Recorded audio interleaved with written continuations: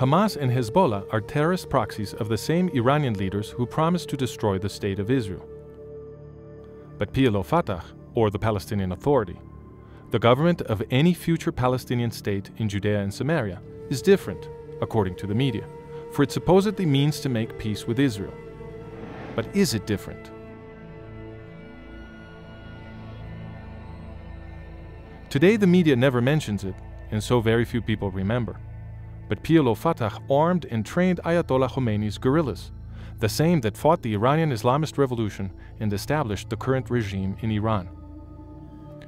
PLO Fatah and Iran have cultivated a close relationship ever since. Will Israel give strategic territory to Iran? That is the question we will ask in what follows. HIR and FACES present a series based on the book The Collapse of the West, The Next Holocaust and Its Consequences. PLO Fatah and Iran, the special relationship.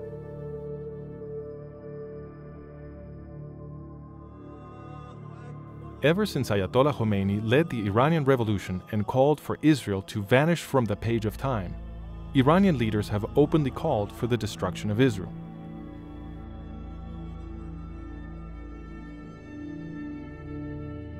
To that end, in Gaza and Lebanon, Iran has supported, trained, and armed terrorist militias such as Hamas and Hezbollah. Israeli Prime Minister Benjamin Netanyahu has explained, to Israel and to the world, that Iran is a menace to the security of the Jewish state. And nothing could imperil our common future more than the arming of Iran with nuclear weapons. Iran's leaders deny the Holocaust of the Jewish people while calling for the annihilation of the Jewish state. But Netanyahu also pushes for the creation, in the territories of Judea and Samaria, of a new Arab Palestinian state. You absolutely favor a Palestinian state, though, right? I do. I think it's important to make peace with the Palestinians, and I'm prepared to negotiate that peace right away. They should have their own independent country. And Netanyahu also says the following. And we should be assured that this country is not used as a staging ground for Iranian-sponsored terrorist attacks on us. Wait, isn't this a contradiction? Any Palestinian state will be governed by PLO Fatah, now better known as the Palestinian Authority. And PLO Fatah, run from the beginning by Yasser Arafat and Mahmoud Abbas, was in fact the architect of the Iranian Revolution.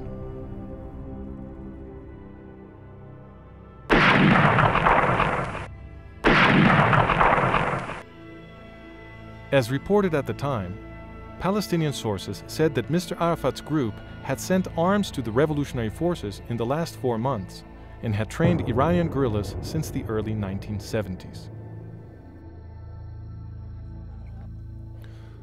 PLO Fatah was so important to the Iranian Revolution that Yasser Arafat was the first foreign dignitary invited to celebrate with Khomeini the revolution in Tehran. And is the Palestinian resistance feeling stronger now she is backed by Iran? Definitely, it changed completely the whole strategic policy in this area.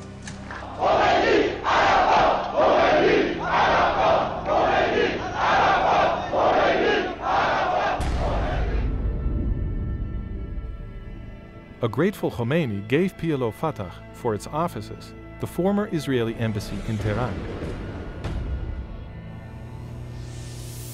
As reported at the time, Mr. Arafat, the first prominent visitor to Iran since the revolution, said the Palestinian and Iranian aims were identical.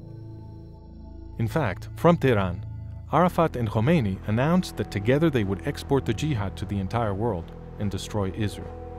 Khomeini's son declared, "We will continue our struggle until we free all Islamic countries and hoist the Palestinian flag together with ours." PLO Fatah continued to be important in Iran. It played a central role creating both the Iranian Revolutionary Guard and the Iranian secret police. As the New York Times explained at the time, the current head of the PLO network in Iran, Hani al-Hassan alias Abu Hassan, should be counted as one of the most influential men in Tehran. In the late 1980s, PLO Fatah adopted a public stance of promising peace in exchange for territory. And thanks to Western pressure on Israel, the so-called Oslo peace process was born. PLO Fatah and Iran now appeared estranged.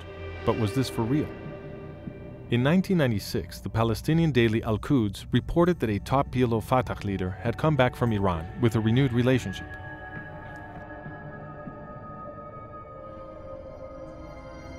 In 2002, PLO Fatah launched a series of terror attacks with the help of Iran. As reported at the time, Iran, which opposes Israel's very existence, is a staunch backer of the Intifada. Iran sent arms to PLO Fatah, some of which were intercepted by Israeli authorities.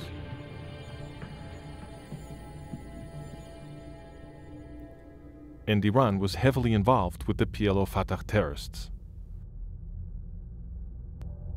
Directly linked to Yasser Arafat's Fatah movement, the Al-Aqsa Martyrs Brigades are behind the majority of recent shootings and suicide attacks against Israelis. Much of the Fatah-affiliated Al-Aqsa Martyrs Brigades has now come under Iran's sway, especially in the West Bank.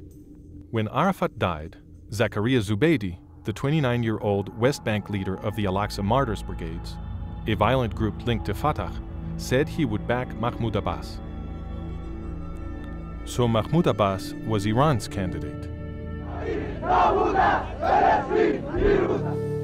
Now, as we saw, in 1979, when in Iran to celebrate with Khomeini the Islamist revolution, Arafat said the Palestinian and Iranian aims were identical. Mahmoud Abbas was also there, speaking to the Arab reporters. He explained to them PLO Fatah's plan of phases, imagined 5 years earlier, in 1974.